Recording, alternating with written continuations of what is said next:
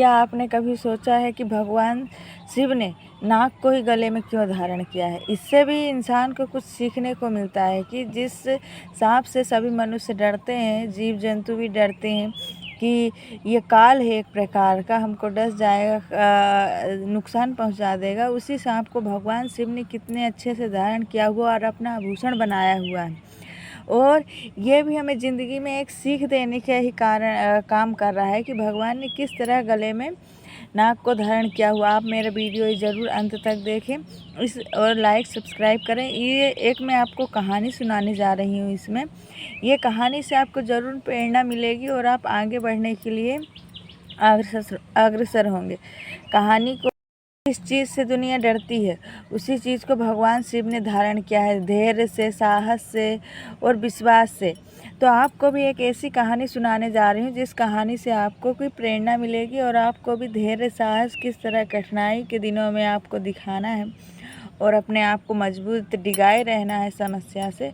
यह आपको इस कहानी से अनुभव होगा। एक छोटे से गांव की कहानी। एक मोहन नाम का एक किसान रहता था।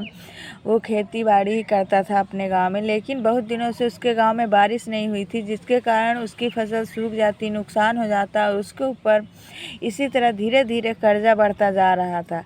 लेकिन कर्जे के साथ वो दबता हुआ भी अपने आप यानी अपने जो कार्य को करता था, हर वर्ष करता था, हर साल फसल बीज लाता, फसल बोता और अपनी खेती का काम वो करता था।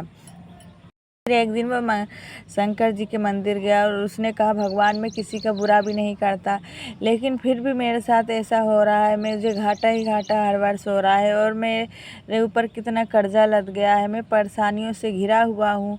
तो शंकर जी के पास गया, उसने विनती की, मंदिर में जाकर दीपक जलाया, प्रार्थना की, फिर वो घर आ गया।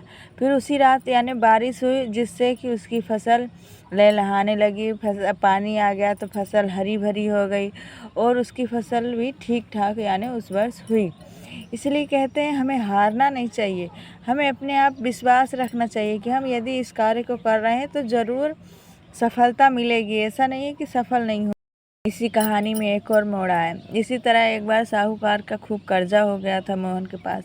तो अब वो चुका नहीं पा रहा था तो उसको यानी साहूकार ने धमकी दी थी कि तुम यदि मेरा कर्जा नहीं चुका पाओगे तो मैं तुम्हारे सारे खेत, घर, सब कुछ अपने नाम करवा लूँगा और तुमसे छीन लूँगा। अब वो परेशान हो गया। उसके पास चमत्कार तो नहीं हो रहा है, क्योंकि वो भगवान से प्रार्थना भी की, लेकिन वो पहले जैसे उसके साथ चमत्कार नहीं हुआ। उसने फिर क्या करा, हिम्मत रखी और फिर से फसल बोई और खेती करी, तो जिससे उसे अच्छा मुनाफा हुआ और धीरे धीरे करके उसने साहूकार का कर्ज चुका दिया। जिससे कि उसे लड़ने की परिस्थिति से, यानी कि हमारे पास जब समस्या जाए तो हमें लड़ने की शक्ति भगवान से मांगनी चाहिए कि इस समस्या का हम यानी मुकाबला कर सके। वो अपने ऊपर है कि हम जो परिस्थिति आ रही है उसको हम मुकाबला करेंगे, डटे रहेंगे या उससे हार मान लेंगे, ये हमारे ऊपर है। इसलिए हमें किसी भी समस्या को लेके बैठना नहीं चाहिए। आज नहीं तो कल वो समस्या ज़रूर हल हो जाएगी।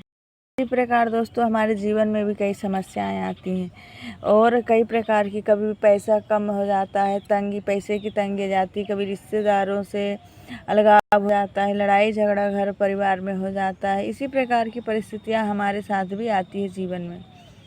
तो इन सभी, जिस प्रकार हमें सांप से डर लगता है उसी प्रकार हमें अपनी जो परिस्थितियां हैं मुसीबत वाली, उनसे भी डर लगता है। लेकिन ये सब परिस्थितियां हमें कुछ न कुछ सिखाने के लिए आती हैं और हमको वही परिस्थितियां, जब हम गिरते हैं, उठते हैं, संभलते हैं, तो वही हमको मजबूत बनाती हैं। यही परिस्थितियां हमारे लिए मजबूती का काम करती हैं, हमको साहस अंदर से लाती हैं। इसी प्रकार जिससे हमें सांप से डर लगता है, तो यदि हम सांप, ये नाग पंचमी में हम सांप को इसीलिए दूध पिलाते हैं कि उनसे डरे नहीं, प्रकृति से और जीव जंतु से हम नेचर से प्रेम करें।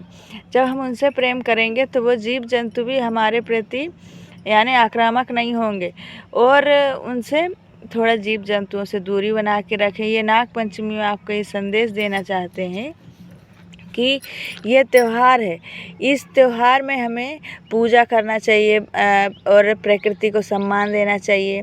और शिव के गले में जो नाग हैं, देवता है वो इंसान तो डरता है, लेकिन उसके प्रति भी हमें क्या करना चाहिए, करुणा रखना चाहिए।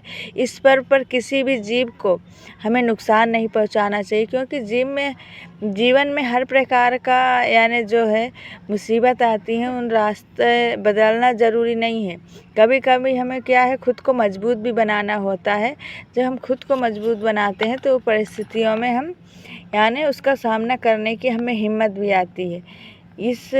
इसलिए भगवान से केवल समस्या खत्म करने के लिए नहीं, उनसे लड़ने की भी हमको क्या मांगनी चाहिए, शक्ति मांगनी चाहिए।